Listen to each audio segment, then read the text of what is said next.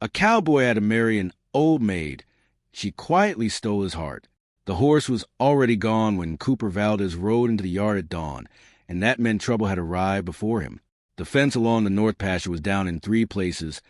Cattle scattered across the ridge like spilled seeds, and the foreman of the Lazy Spur Ranch was standing on the porch with a face that looked like he had swallowed something sour. Cooper pulled his hat low and swung off his saddle before the horse even stopped moving. He had ridden through the night from a neighboring county, called back by a telegram that said only 2 words, "Come home." Now he was home, and home looked like it was falling apart at every nail. His father, Don Edmundo Valdez, had died 6 weeks ago. The lawyer had read the will twice to make sure everyone heard it right. The ranch, the cattle, the water rights, and every acre of land that stretched from the creek to the Red Hills, all of it would pass to Cooper on one condition. He had to be married within 60 days of his father's passing. If he failed, the entire property would be sold and the money divided between 2 distant cousins who had never once set foot on the land. Cooper had 41 days left. He had no woman waiting for him. He had no plans to find one. He had spent the last 4 years riding circuit work across 3 states, taking contracts and sleeping under open sky more nights than not. The idea of a wife had never entered his thinking in any serious way. But the land was a different matter. The Lazy Spur was his grandfather's land, his father's land, the land he had grown up learning to read like a book. Every dry creek bed, every hawkwatch hill, every acre grass that went golden in October. He was not going to let it go to men who did not know its name. The foreman, an older man named Pedro Salinas, told him the situation plainly over coffee that tasted like burnt rope. There was one option left in the county that made any kind of practical sense, and Cooper was not going to like hearing it. There was a woman named Clara Del Monte who lived alone on a small property about 8 miles east. She was 36 years old, unmarried, considered by most of the county to be firmly on the shelf and perfectly comfortable there. She ran a small operation raising herbs and chickens, kept entirely to herself, and had turned down 2 marriage proposals in the past decade without a second thought. People in town called her the old maid of the arroyo, not always kindly. She was not the kind of woman that men lined up to court, but she was practical, she was honest, and she had a reputation for keeping her word once she gave it. Pedro had already spoken to her brother, who said Clara might consider a business arrangement if the terms were fair and the man was not a fool. Cooper set down his coffee cup very carefully. He rode out to her place that same afternoon without sending word ahead, because he figured if he thought about it too long, he would talk himself out of going at all. The property was smaller than he expected, but well kept. The herb garden was laid out in clean rows. The fence posts were all straight, and the chickens looked healthy. There was a dog sleeping near the gate who opened one eye and decided Cooper was not worth barking at. Clara Del Monte came around the side of the house, carrying a basket and a pair of worn leather gloves, and she stopped when she saw him at the gate. She was not what he had expected, though he could not have said precisely what he had expected. She was tall and lean with dark hair pulled back and eyes the color of creek water in shade, and she looked at him the way a person looks at a problem they have already considered and mostly solved. He introduced himself. She told him she knew who he was. He asked if she had spoken with her brother. She said she had. He said he was not going to dress it up or make it something it was not. He needed to be married to keep his land. He was asking her to consider a legal arrangement. She would have her own room, her own life, her own money, and the full right to end the arrangement after 1 year if either of them chose. He would sign a paper guaranteeing her a parcel of land along the east fence line, 40 acres with good water, as payment for the year. She was quiet for long enough that he started to think she was about to send him off the property. Then she said she would think about it until morning and give him her answer then. He rode back in the morning. She was already at the gate. She said yes. She also said 3 things that were not negotiable. First, she would continue her own work, and he would not interfere with it. Second, she would be treated with full respect in front of every hand and neighbor, with no exceptions. Third, she would tell him the truth always, and she expected the same from him, without softening or evasion. He agreed to all 3 without hesitation. They were married 4 days later at the county courthouse with Pedro Salinas and Clara's brother as witnesses. It was brief and without ceremony, and afterward they drove back to the lazy spur in separate wagons. The first week was strange in a way that any collision of two solitary people is strange. They moved around each other carefully, like two cats in a new house, neither one crowding the other. She took the east bedroom and set up her drying racks in the mudroom without asking, which Cooper found he did not mind at all. She cooked on the nights she was home and made no comment on the nights she was not, leaving a plate covered on the stove. He ate whatever she left and never once complained, because it was always good. The ranch was in worse shape than he had understood from the telegram alone. 3 of the wells were pulling weak, the cattle count was down for what it should have been, and there was a water dispute with the ranch at the north, a hard-faced man named Gideon Price, who had been quietly moving the boundary markers further south every few months. Cooper spent his days in the saddle rebuilding what had slipped. He came home tired and dirty and went to sleep without much conversation. Clara said nothing about the hours he kept. She was usually up before him, and sometimes still at the table when he came in, working by lamplight on her accounts or writing in a small leather notebook. He noticed she wrote quickly and without crossing things out, which told him she thought before she committed anything to paper. He respected that without saying so. In the 3rd week, the trouble with Gideon Price escalated in a way that forced the two of them into the same conversation for the first time that mattered. Price had sent 2 of his men to pull up the original survey posts along the northern boundary and replace them with new ones set 40 feet further south. Cooper had found them doing it and had a very direct exchange of words with both men, who retreated but promised Price would be back with a lawyer. When Cooper came home that evening and explained the situation, Clara put down her pen and looked at him steadily. She said she knew where the original survey was filed, because she had helped old Don Edmundo look for it 2 years ago when Price first started pushing.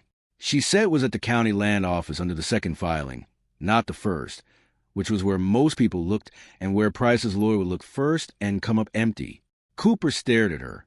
She shrugged and said his father had been a careful man who did not trust things to stay where they were put. The next morning she rode with him to the county seat. She knew the clerk by name, found a filing in under 10 minutes, and had a certified copy in hand before the lawyer Price had hired even arrived to pull the first filing. When Price's lawyer checked the first filing and found nothing to support his client's claim, the whole challenge collapsed in an afternoon. Price was furious. Cooper rode home with the certified copy folded in his coat pocket and a feeling he could not entirely name.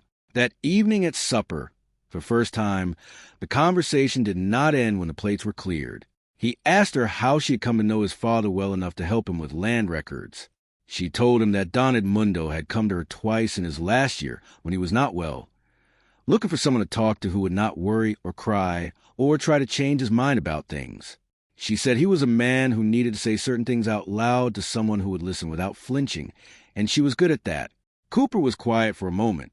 Then he asked what his father had said.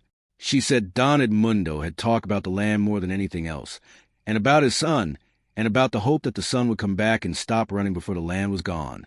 She said his father had been proud of him in a way he apparently never said directly, and also afraid that the silence between them had grown too wide to cross. Cooper pushed back from the table and stood up and looked out the window at the dark for a while. When he turned back, she was still at the table, watching him, not trying to fill the silence. He said he had not been there when his father died. He had been 3 states away on a contract job and got the telegram 2 days after. She said she knew that too. He said he did not know how to talk about it. She said he did not have to talk about it right then. He nodded and said good night and went to his room. But he did not go to sleep for a long time. Things shifted after that evening. Not dramatically, not with any announcement, but in the way that a change in weather shifts. You notice it by the way the air feels different rather than by any single visible sign. She started asking him questions in the morning about what he was doing that day, not to manage him, but with the curiosity of someone who was genuinely interested in how a thing worked. He started telling her more than she asked, which was something he had never done with anyone. She taught him how she managed her herb business, which was more complex than it looked from the outside. She had contract with 2 apothecaries in the city, handled her own books, and was developing a 3rd variety of a medicinal plant that she thought had better cold tolerance than anything currently on the market. She explained this over supper one night with a precision and confidence that he found completely natural, and he realized he had walked into this arrangement assuming she was a quiet, limited woman who lived a quiet, limited life, and that he had been wrong about nearly everything. In the 6th week, a late storm came down from the mountains and pushed ahead of itself a wall of cold that the cattle were not ready for. Cooper was out before dawn trying to move the herd, and he came back at noon to find that Clara had already sent Pedro and the 2 younger hands out on the south road with extra blankets and feed, correctly predicting where the cattle would drift to get out of the wind. 3 calves that would have died survived because of the positions she had sent the men to. Cooper stood in the cold yard and looked at the result of her thinking, and he felt something shift in his chest that had nothing to do with gratitude. It was more complicated than gratitude. That night, he sat down at the table while she was writing and said her name. She looked up. He told her plainly that he had come to this arrangement thinking he was doing her a favor, offered her something useful in exchange for a signature. He said he had been wrong about that, and he wanted to say so clearly. She set down her pen. He said he also wanted to say that he did not want the arrangement to end at 1 year, but that he was not going to pressure her or change the terms without her agreement. He said he was saying it because it was true, and he did not lie to her, and the truth was that he wanted her to stay. She was quiet long enough that the lamp flickered once in the draft from the window. Then she said she had already decided the same thing about 2 weeks ago, but she had been waiting to see if he would get there on his own or whether she would have to point him in the right direction. He laughed. It came out of him surprised and real, and she smiled at the sound of it, a smile that she did not try to hide or reduce. They sat at the table and talked until the lamp burned low, and for the first time in longer than he could measure, Cooper Valdez felt like a man who had arrived somewhere rather than a man who was always in between. The boundary dispute with Gideon Price went to a formal hearing 3 weeks later, and Price lost on every point. The certified copy held. The original survey was confirmed, and the 40 feet of grass and good fence line came back to the lazy spur. Price rode off without speaking and was not seen again for 2 months. Pedro Salinas shook Cooper's hand after the hearing and said Don Edmundo would have been satisfied. Cooper nodded and looked across the courthouse yard to where Clara was talking to the county clerk with the easy confidence of a woman who knew exactly where everything was filed and why it mattered. The land did not feel like a burden anymore. It felt like something he had grown back into, the way a man grows back into himself after a long time away. There was work every day, hard and specific, and grounded in the particular soil and sky of that place. There was the sound of cattle in the early morning, and the smell of the herb garden on a warm afternoon, and the lamplight in the window when he rode in after dark. And there was Clara, who told him the truth, who did not soften things that needed to be said plainly, who laughed when something was actually funny and did not laugh when it was not, who had helped his father find a paper in a courthouse filing when a lonely old man had needed someone steady beside him. He had ridden into this thinking he needed a signature and a technicality. What he found was a woman who had been quietly building a life of substance and honesty while the rest of the county had looked past her, and who had agreed to this arrangement not out of desperation, but out of a clear-eyed assessment that the terms were fair and the man was worth a year of her time. She had been right about most things from the beginning. One evening in late autumn, when the red hills had gone the color of fire and the first cold was settling into the yard at night, Cooper came in from a long day on the fence line to find supper on the table and Clara at the window watching the hills. He stopped in the doorway and looked at her for a moment. This woman who had arrived in his life as a legal necessity and had become, without any announcement or ceremony, the most important person in it. She turned and saw him standing there. She asked what he was looking at. He said he was looking at her. She turned back to the window, but he could see the corner of her mouth change. Outside, the wind moved to the grass the way it always had. The way it had when his grandfather first broke this ground and when his father rode its edges in the early light, and now when Cooper Valdez stood in his own doorway with 40 acres of his future already signed over to a woman who had quietly and completely stolen every part of his heart without once trying to. The lazy spur was his. The land was whole. The water ran in the right channels, and the fence post stood straight along the boundary that no one would move again. And in the kitchen, with the last red light of the day coming to the window, Clara Del Monte was setting 2 plates on the table with the calm and unhurried certainty of a woman who knew exactly where she belonged. Cooper hung his hat on the hook by the door and stepped quietly inside, and the old door closed behind him on a good life.